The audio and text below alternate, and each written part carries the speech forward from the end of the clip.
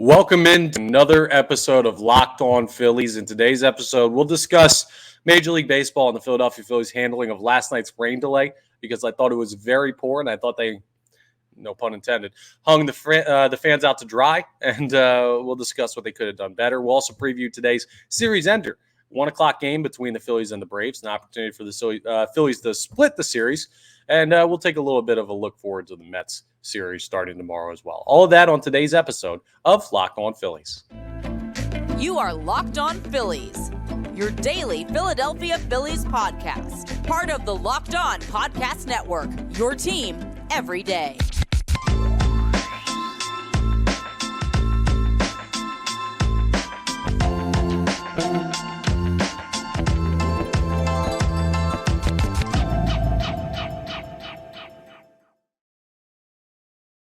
That's right, folks. You know it. Another episode of Locked On Phillies. I'm your host, Connor Thomas. Happy to be here with you. You can hear me on the radio on 97.5 The Fanatic. You can watch me on the television on NBC Sports Philadelphia every once in a while, credentialed Philadelphia Phillies media member. And, of course, your host of Locked On Phillies. In my second year as the host of Locked On Phillies, thank you so much for tuning in. Make sure you're rating, reviewing, subscribing wherever you consume. Subscribe on the YouTube. Appreciate that very much. Locked On Phillies is part of the Locked On Podcast Network. Your team every single day. And today's episode is brought to you by eBay Motors. The championship team is about each player being a perfect fit. It's the same with your vehicle. So for parts that fit, head to eBay Motors and look for the green check. Stay in the game with eBay Guaranteed Fit. ebaymotors.com. Let's ride. eBay Guaranteed Fit is only available to U.S. customers. Eligible items only. Exclusions do apply. Let's jump into it because last night the Philadelphia Phillies were supposed to take on the Atlanta Braves for Game 2 of their series with the Braves in South Philadelphia. But, of course, we talked about the weather for the past couple episodes, knowing that this stretch was coming. Yeah, we got a couple weeks of rough weather here in Philadelphia on the way with just rain in the forecast seemingly every single day from now until forever. And last night, the victim of that was, well, the Braves-Phillies game, but also all of those fans that were down there at Citizens Bank Park. Now, the Braves were supposed to play the Philadelphia Phillies at 6:40 p.m. And about 30 minutes ahead of game time, I believe it was, an update came out. So it was about 6:15, 6:20-ish. You got an update that from the Phillies official Twitter account, the game was being postponed to 7:15, a delayed start. So, well, yeah, I guess a mini postponement. We'll call that a delay. So that was the notification we got from the Philadelphia Phillies, was that there was going to be a delay. 7:15 was the estimated time of the first pitch, and that's when the game would start, according to what was put out. And then the steady rain continued, and you knew that by looking at the radar. I mean, I knew when I recorded an episode at like 1 p.m. that there was going to be a tough time for that game to be played. I ended the episode by saying, hopefully we have baseball to talk about tomorrow. From the game last night, and unfortunately we did not because the game was ultimately rained out. So it's not like this snuck up on anybody, but the way it was handled was flat out poor. Listen, they're going to be able to get another game in this series. It looks like today's game, which is a 1:05 p.m. first pitch between the Phillies and the Braves. By the way, you can listen to every pitch of the Phillies' hometown radio broadcast of that game on the SiriusXM app. Just go to the SXM app and search Phillies. You can hear that. Again, 1:05 p.m. first pitch today scheduled. They'll still be able to get that game in, it looks like. But last night was a game that never looked like it was going to get played. There was consistent rain throughout the forecast. The radar showed steady rain. It didn't look like you were going to get a gap, at least not one long enough to play a game. And yet 7:15 comes and goes. And then 7:30, and then 7:45, and then 8 o'clock, and around, I don't know. It was probably like 8:30 that we finally, it might have been later than that. It might have been 9. Let me see when we got the official tweet from the Philadelphia Phillies account that the game has been postponed. I just want to get the exact timestamp on that. 13 hours ago, so I'm going to do some quick math. It's 12 hours ago, would have been 11, take more 2 hours than that. Yeah, it was about 9 o'clock, about hour 45 after the Philadelphia Phillies had posted that it was going to be a game played at 7:15, they finally called the game.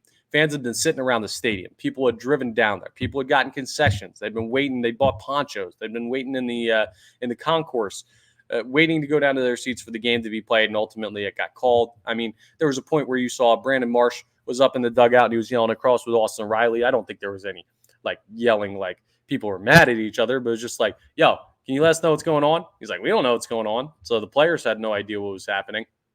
The broadcast had no idea what was happening. NBC Sports Philadelphia was showing some trading cards, some baseball card show with Matt Strahm for like what felt like 5 hours.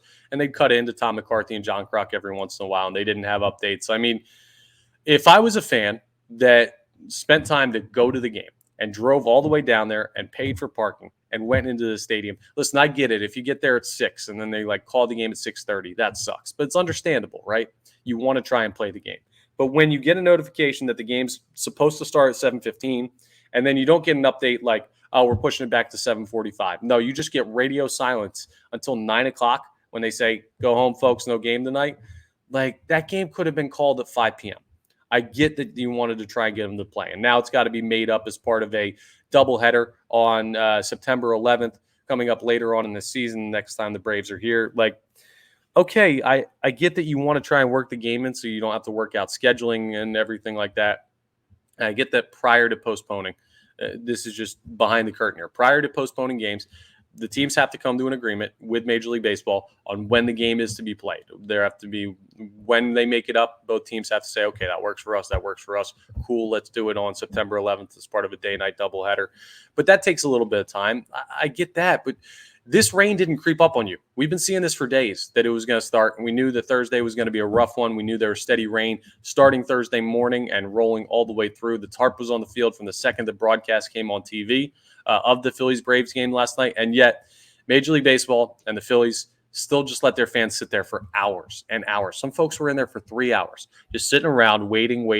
I know I ran into people at the station today at work who had gone down to the ballpark last night, were trying to get in there to watch some baseball and ended up wasting their night just sitting there. And it's not fair to the fans to drag everything out like that. And maybe it's not the Phillies, because I've seen some comments that people are like, oh, well, any Major League team would do the same to get the chance to play. No, okay, fine. So then take the organization fault out of it. Whether it's the Phillies or whether it's Major League Baseball, no one should allow their consumers to sit somewhere for 3 hours before postponing or delaying. That's egregiously bad. If it's an hour delay, okay. If it's an hour and a half delay, maybe I could see that if you think you're going to get a window. But knowing there's steady rainfall, knowing there was no chance to find a window to play last night, and just constantly watching fans sit in that stadium, I would be super annoyed if I was one of the people down there. And the fan base deserves better. It was a ridiculous display of handling a rain delay, in one that wasn't like on and off rain. It was steady rain from before the game until well into the night here in Philadelphia. And I feel for the people that were down there. You got to make that call earlier. You got to you have enough time in the season to make up games. I get it. You play a long schedule and everything like that. Busy, a lot of games. You're basically playing every day in baseball. It's not like football where you can push it a day, or you could just like have a short week or something like that. You only play once a week. No, these guys are playing 5, 6, sometimes 7 times a week. So I get that that's difficult, but you got to work it out on behalf of the fan base, because what they did last night was not fair to anybody who was a paying customer of the Philadelphia Phillies and of Major League Baseball. So I was very disappointed with the way they handled that. And that's just from a guy who was sitting here watching at home. So if you're frustrated and you went down there last night, I feel for you. This is kind of my plea on your behalf of, hey, we got to be better. But it's super annoying that they drug it out as long as they did and you didn't end up seeing baseball last night. So I feel for you.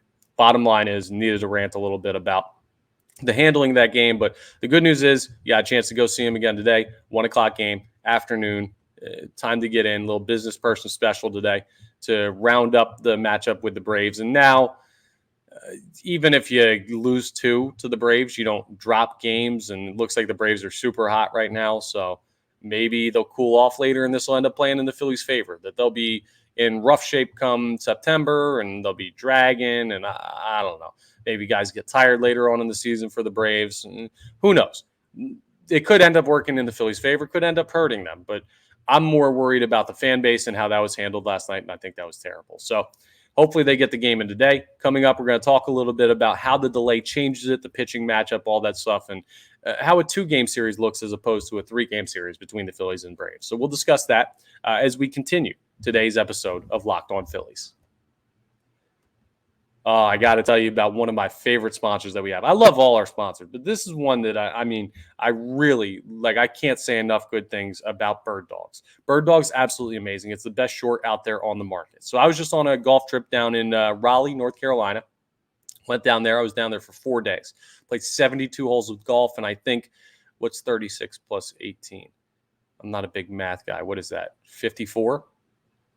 Yeah, I think that. Yeah, 54 holes. 54 holes of that golf trip. I was playing wearing Birddogs. I love Birddogs. They're great on the golf course. I wore a pair just around when we were walking around Raleigh, my brother and I. I wore a pair to sit by the pool that was in the hotel. I mean, it was beautiful weather down there. I looked great in my Birddogs. I had a bunch of Southern Belles coming up. Hey, y'all, what are y'all wearing? Are those Birddogs? And I said, you know they are, girl. Birddogs are the best shorts for the summer. People will approach you and they'll say, man, your legs look so good in those shorts. Where are they from? Like Birddogs. The best part, though, as good as you look, you feel even better because they've got the, you can get them with the interior lining, but sometimes other brands, it feels super tight and constricting and everything like that. It doesn't fit right. It's tight, but it's not comfortable. The Birddogs, they're comfortable, but they keep everything in place. They're breathable, but they're functional. I mean, they're the perfect cross-section between good-looking shorts that you can also do athletic activities in. You can feel good. You can move around. You got flexibility. They got so many cool things built into the shorts. I mean, they've got these, it's called the Cloud Knit fabric. It looks just like khaki, but it stretches, so you get a way slimmer fit without having to sacrifice movement. They also have anti-stink sweat wicking fabric, which is important when it gets hot in the summer. It keeps you cool and dry all day long. It's absolutely great. Again, I say this every time. I'd show you what I look like wearing Birddog shorts, but they're already in the laundry because I wear them so darn often. I'm constantly washing them so I can have a fresh pair ready to go. So you want a pair, you want to try the best shorts on the market, go to birddogs.com. And if you go to birddogs.com/lockedonmlb, you get a free Yeti-style tumbler with your order. That's birddogs.com/lockedonmlb for a free Yeti-style tumbler. I used it throughout the golf trip to drink water out of while I was wearing my Birddogs. They're great. I can't say enough good things about them. You won't want to take your Birddogs off. I absolutely promise you. All right, it's time for a preview of today's game, which hopefully gets played. It's Philadelphia Phillies, Atlanta Braves, round 2. Should be round 3, but again, the delay last night. First pitch of this game is at 1:05 p.m. Eastern Standard Time. You can hear every pitch of the Phillies' hometown radio broadcast on the Sirius XM app. Just go to the SXM app and search Phillies, and you'll be able to pull everything up there. Now, Aaron Nola is still going to go for the Philadelphia Phillies. He's going to now face off, though, against Bryce Elder. So A.J. Smith-Shawver, who was supposed to throw yesterday, he gets pushed. Now you get Bryce Elder. Now, Elder has a little bit more experience. He has a career 137 innings pitched, so he's been around a little bit. He's been having a good year for the Atlanta Braves. He's 5-1 with a 2.6 ERA, 69 strikeouts on the year. Nice. 1.14 WHIP. So he's had himself a solid year in 83 innings pitched. Aaron Nola in 94 innings pitched. We know a 4.66 ERA, 6-5, a 1.1 WHIP, 93 strikeouts. So more of a strikeout guy than you're going to see from Elder. 24 walks though, so he's walked more guys than Elder has, and he's given up almost double home runs. 15 by Nola, 8 by Elder, but 8 in 83 innings, 1 every 10 innings, basically 1 every game or every other start. So you got an opportunity to hit the ball out of the yard. It's still overcast here in Philadelphia, and it's not warm. I'll tell you, it's like 63 degrees right now outside, so the ball might not fly all that well. That may be a good thing for Aaron Nola facing this hot Braves lineup because he's got to limit the long ball. And with the weather today, it might actually work out a little bit better for him. But that's the pitching matchup. The analytics, Philly has a 41.5% chance to win today, 58.5% chance for Atlanta. So Atlanta's a little bit more favored today because of Bryce Elder throwing, as opposed to the rookie with only a couple innings under his belt in his career, A.J. Smith-Shawver, who would have thrown yesterday. So you got the Nola-Elder matchup. That should be a good one, hopefully, because that would mean Nola's throwing well. And actually, hopefully, you hope the Phillies hit Elder pretty darn well. But looking at this Phillies lineup and their career against Elder, it's non-existent. None of these guys have ever seen him either, but at least you have some major league tape on the guy. The Phillies lineup today is Kyle Schwarber leading off, Trey Turner batting second, playing short, Nick Castellanos right field, batting third, Bryce Harper DHing, batting fourth, Romuto's catching fifth, Stott second base, sixth, Bohm third base, seventh, Cody Clemens first base, eighth, and Brandon Marsh in center field, batting ninth. The same lineup you were looking at yesterday against A.J. Smith-Shawver is now the one that the Phillies will employ against Bryce Elder. Meanwhile, the Braves, Ronald Acuna, Ozzie Albies, Austin Riley, Marcell Ozuna, Matt Olson, Travis d'Arnaud, Eddie Rosario, Orlando Arcia, and Michael Harris II. are going to be in the lineup. So same lineup for them as well. We went through the numbers against Nola again. Just to remind you, top of the order is really good. Like Acuna's career 349 against Nola. Riley's a career 417 with 5 home runs against Nola. 261 for Ozuna, 245 for Albies. But then as you get near the bottom, Olson's 222, Darno's 176, Rosario's 125, Arcia's 118, Harris is 188. I mean, you end up the lineup with 5 guys that are career four, I can't count. 4 guys that are career under 200 hitters against Aaron Nola. I mean, he should dominate the bottom of the lineup today. The problem is you just got to worry about those big guys leaving the yard. You can give up hits. You can give up walks, but you can't give up home runs, Aaron. You just can't do it. I'm begging you.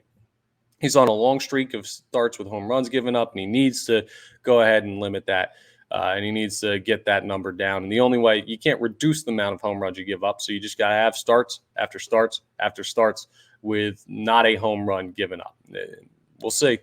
I don't have a lot of faith in Aaron Nola. He's the guy, though. I mean, I imagine the lineup is going to be better than they were against Spencer Strider. Bryce Elder's been good. He's not Spencer Strider good. He's just not. None of these guys in the Braves rotation are. And the Phillies like seeing guys that are not strikeout pitchers. When you see a guy that's a strikeout specialist, the Phillies have had trouble this year with that because not being able to string hits together doesn't really lend to the brand of baseball they've been forced to play. If they were hitting the ball out of the yard the way we'd expect, and Bryce Harper was showing off a little bit more power, we're going to talk about that a little bit coming up as we wrap up. And if Kyle Schwarber was hotter earlier in the year, and if some of your bigger guys like Nick Castellanos, great year, still not really like one of those power guys that's going to hit you 35 home runs. I mean, Alec Boehm's not that type of a power guy. JT Realmuto will hit a good number, but he's a catcher. He's got good power for a catcher, but he'll probably be around 20, 25 home runs when everything's all said and done. Rhys Hoskins, obviously not here with the team with the torn ACL, done for the year. Derek Hall still in AAA doing his rehab. The Phillies, as good of a team they are, they're not really built to be the power team we thought they might be on paper. So, yeah, they got string hits together, and that's why strikeout pitchers kind of hurt them. Bryce Elder, not really all too good of a strikeout pitcher. He's not like a plus strikeout guy. He's just an average strikeout guy as far as good major league pitchers go.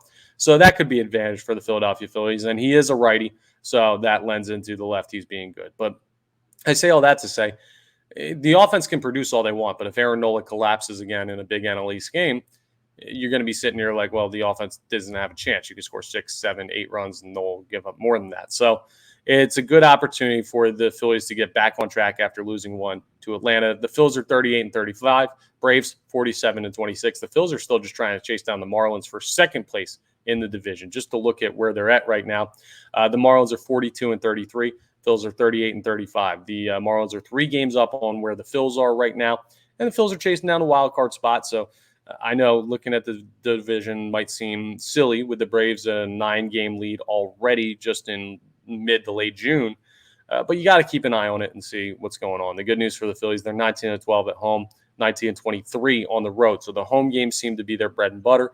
Taking one from Atlanta here, getting out of this series with a 1-1 split would make you feel good. You say, okay, you went on a good run. You split with one of the better teams in baseball. Now you get the Mets, who've been struggling a little bit, and you can really flex your muscles in the weekend series. As long as those games get in, there's more rain in the forecast for that. But, yeah, so the expectation, win today, Phillies. You can't get 2 games swept by the Braves.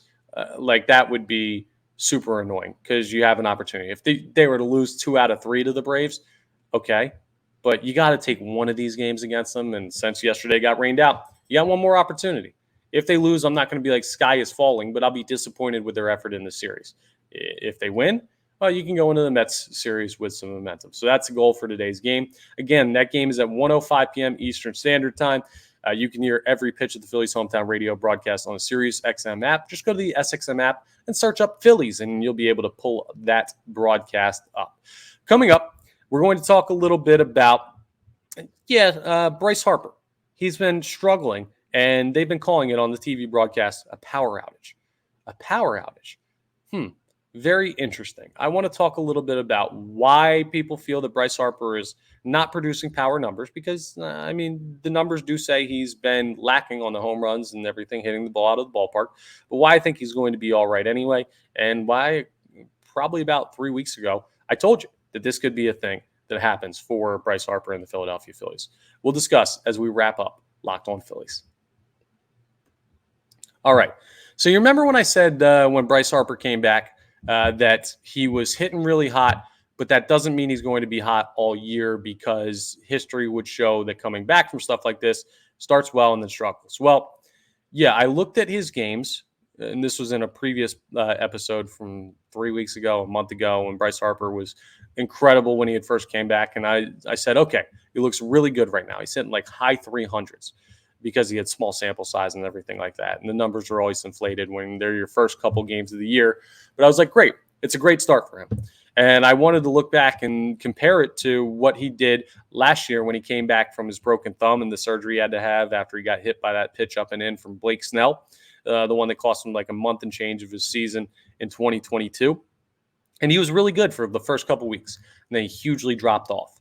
He didn't really do much for like a month or two, and his numbers ended up being not that great. And then he got kind of hot at the end. And then in the postseason, he caught absolute fire because he's a clutch performer. He's the man. Love Bryce Harper. Great. All that stuff. I can say as many nice things I want about him.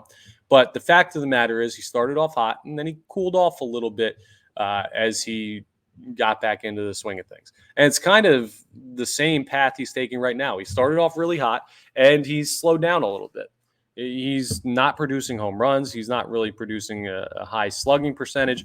Right now, I'm just going to go to his stats for the year so we can give you an idea of where Bryce Harper is at for the Philadelphia Phillies. So far this season, in 156 at-bats, he's batting .301, so that's great. 393 OBP, but his slugging is only .423. You expect that to be way better for a guy like Bryce Harper who can hit the ball out of the yard. Home runs on the year, he's only got 3. He's got 16 RBIs and 66 total bases. He's taken 25 walks, struck out 43 times, so he's striking out a good amount, but it kind of is what it is. He's got 10 doubles, so the doubles are fine.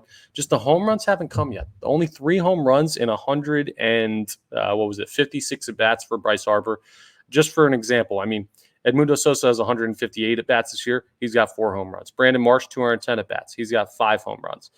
Cody Clemens in 121 at-bats has 4 home runs. Like, Bryce Harper has so much more power than all of those guys, and he's just not producing right now. But the thing you got to look at, too, is the exit velocity. He started to sting the ball a little bit more. A couple weeks ago, he was kind of not hitting it hard at all. He was getting, like, bloop singles and stuff like that. At least he's starting to sting the ball. He just needs to get the elevation. But the thing with Bryce Harper is he's going to figure it out. He's always going to end up having a solid stat line at the end of the year. He's always going to end up being able to show off power at any given time. And you just got to get into the dance, right? Not that I think he's going to slump for the entire rest of the season, but he could bat 100 the rest of the way with like 2 home runs the rest of the season. And if the Phillies make it in the postseason, I still bet you he's going to go off in big spots. Like, he's just a clutch performer. He's a hard worker. He lives and breathes baseball. He's going to figure it out. So I have no long-term concerns about Bryce Harper at all. He's following the trend that we saw last year when he came back from the thumb injury. Hot start, really cooled off. Then when the games really started to matter, he became incredible. And I'm not saying it's like a lack of focus or a lack of flipping the switch or anything like that. I'm just saying that when the competition elevates itself later on in the season, I have no doubts that Bryce Harper is going to be a guy that helps his team win.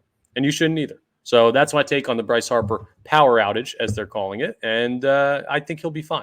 So those are my thoughts. A baseball game today at 1:05 p.m.